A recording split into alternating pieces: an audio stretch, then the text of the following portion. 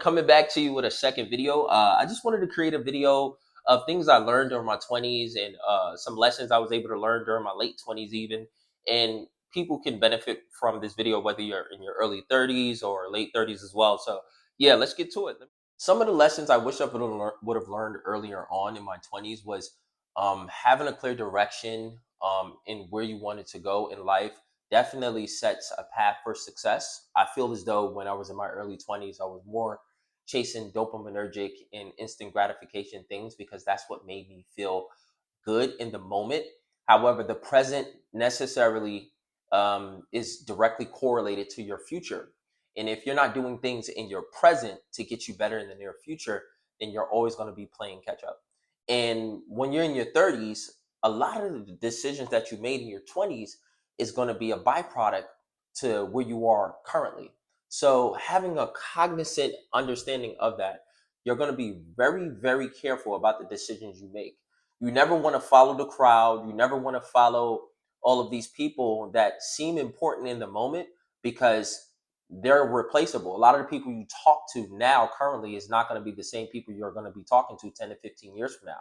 So having that understanding, I wish I would have potentially chose my friends more wiser and stuck around people who had a more positive impact on my future rather negative one. And also, um, mentors are very valuable because they provide valuable insight. And when I mean mentors that been places where you want to go, that understand what success look like. If mentors can't understand or articulate or connect with you on a level where they can demonstrate the type of success that you want or need, they're not a mentor at all. They're a demonstration of what you don't want to be. So mentors and direction is definitely key. I I must say to men and women, integrity, morals, and understanding, depending on the career path you want to pursue, is also vital. Any room you walk into, you got to know who you are. You got to know what you are. If you don't know who you are and what you are, you're always going to be lost. That's what's valuable as well. Being able to navigate through different crowds and, network and communicate effectively is very, very valuable. Being impeccable with your word, being clear and concise, not using too many vocabulary words. Of course, you want an extensive vernacular, but you don't want to send the wrong impression at times too as well. So knowing how to read a room and delegate through that is important. Um, Also, follow your destination. Follow your destiny. Don't copy somebody else's plan because whatever worked for them is what worked for them, not you. Don't get caught up in this mindset of trying to follow in the footstep of others. Because that's not going to work for you like how it worked for them. So that's counterproductive as well. You're your own individual. And the next advice I would definitely give to anyone is get in shape. Make sure that you get in shape because that physical representation of yourself is always the first impression people see. So make sure that you stay in shape. And of course, your future self would appreciate that because if you stay in shape, you don't have to think about your back. You don't have to think about your knee. You don't become a liability for other people, and that's negative, you know, because people would have to constantly keep making sure that you're okay. So make sure that your health is in order, and try to accumulate as much wealth and funds as you can, so that your future self won't be playing catch up and blaming your older self for not taking your funds and your financial circumstances more seriously. So invest as early as you can. Invest, and also look at what's relative to your life. I feel like people don't look at what's relative to their life. They compare themselves to icons like Bill Gates, Warren Buffett, and all of these other icons, not considering their situation and which starting point that they began with. Because Warren Buffett and all of these other people' lives look differently from yours. So you can't compare yourself to a tycoon that had different circumstances, that had different support systems to your life and expect to have the same results. That's unrealistic. So be very realistic in that aspect as well. Um, Not to say that you can't look at them and take inspiration from them. just be more careful with yourself. I would like to also say that cultivate meaningful relationships with partners you feel like can actually lead somewhere. When you're not cultivating relationships and building a solid foundation with someone, you're just jumping from person to person, just trying to seek another gratification or dopaminergic impulse that is fleeting. To actually build something solid, to actually build a foundation with someone that you can cultivate a relationship with, that's monumental. That's monumentous. Like, a lot of people don't think of that nowadays because they feel as though everything is just easily accessible. Sex is everywhere. When you look at the social media platforms that we have today, whether it be Facebook, Twitter, or Snapchat, or even this one, is all based around sex. Even men today, we base our existence about how we look to women so that we can acquire more women. Same thing with women themselves. They alter their look and do all of these unnecessary things because they want the attention from men. But on the other hand, you should be trying to um, build meaningful relationship with people you feel like is going to last, whether that be a man or a friend or a mentor.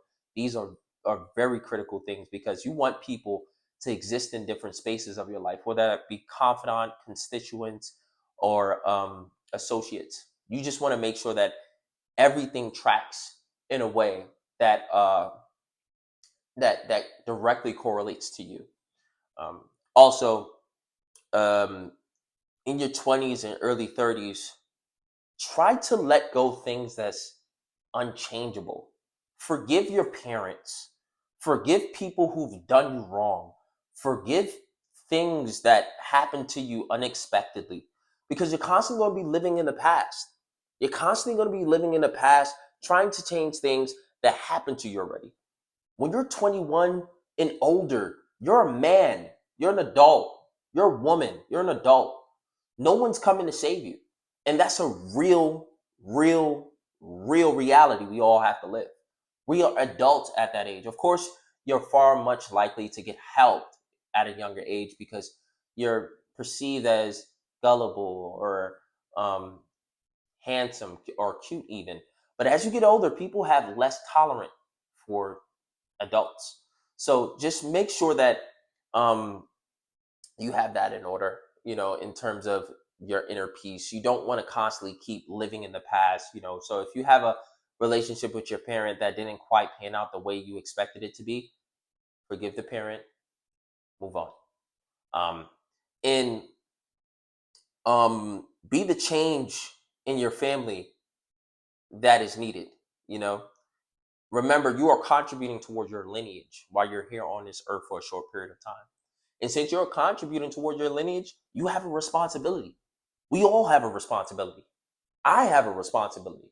But it all varies depending on individual to individual. Recognize that and contribute in the way that fits best to your family lineage and your mission here on earth.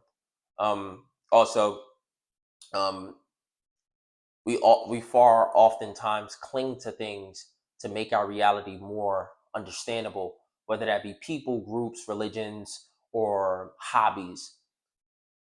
None of those things have to save you from the reality of living, right? So that's the realism behind life. The reality of living is you got to wake up Monday, Tuesday, Wednesday, Thursday, Friday, Saturday, Sunday, and work towards whatever you are working towards, regardless of what you believe and what you do on the side, right? So being in that sheer realism allows you to navigate through life much easier and change habits that you may have formed.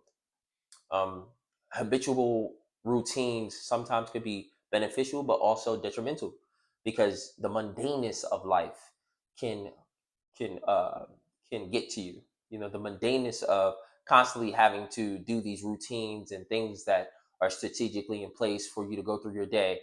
That's not how life is necessarily meant to live. You're not supposed to live your life in this way that is boring. That's the reason why suicide rates are at an all-time high because life is unrecognizable. Also, in your early 20s, I will also inspire you not to spend your money on liabilities because that's what keeps you confined, enslaved to America, to place. You don't want that. You don't want to go to school and get $50,000 or $100,000 in loans. Of course, that is an appreciable liability. Of course, I'm not your investment teacher or investment whatever, but that is for me, depending on major to major, that is an appreciable liability that in the future you could benefit from because that's your profession that you're pursuing. So that's another subject. But things like cars, things like change, things like shoes, these are not giving back to you directly. These are liabilities. These are things that are taking away from you. You know, if you're not worth 5 Rolexes, don't buy a Rolex. You gotta be worth more than what you're trying to acquire. That's the only way that you can be able to comfortably live your life in the way in which you want to, right? But if you're buying this $10 million house, knowing you only got $1 million in a bank account, you just put yourself in a hole, $9 million in a hole. That's what you want to avoid. Things have different nuances. Conversations may vary when it comes to investments, but pay attention to the liabilities you acquire. That is all. Yeah. And do the hard things. The hard things is what definitely shapes the mind. The mind is also malleable. Your mind, regardless of where you are in life, it is reshapeable. You can change the way you view life. You could change the way um, your life outcomes are because the mind is malleable. You got to think out of the confinements of your reality. You can't think of this consumerist mindset because that's what America is. America is consumerism. Everyone is trying to buy the bigger and better things than the other, but not realizing that somebody else is going to have the bigger and better things. So in your early 20s and 30s, avoid that. Avoid that. Instead, build more assets, build more passive income, build more towards your future, save more, and try to actively invest and get returns. If you have no money in your bank account, it makes no sense to just save, save, save, save, save, save, save, save, save. Of course, saving is great, but are you not making that much money? Saving is actually not as useful. If you look at teachers, those are the most probable millionaires in America. It's the psychology behind they delegate their money. It's the psychology of how they accumulate their money over time. Find ways to accumulate your money fast, very fast, because you want to enjoy your wealth when you're young. And young is 35 and even 40. you know, once you're capable, you're young. So yeah, that's the advice I have to give to you. I hope it was valuable. Like, comment, subscribe. I know that this is fairly new, but it will help a ton. This is a new channel. I would like to see it grow and grow with you guys. So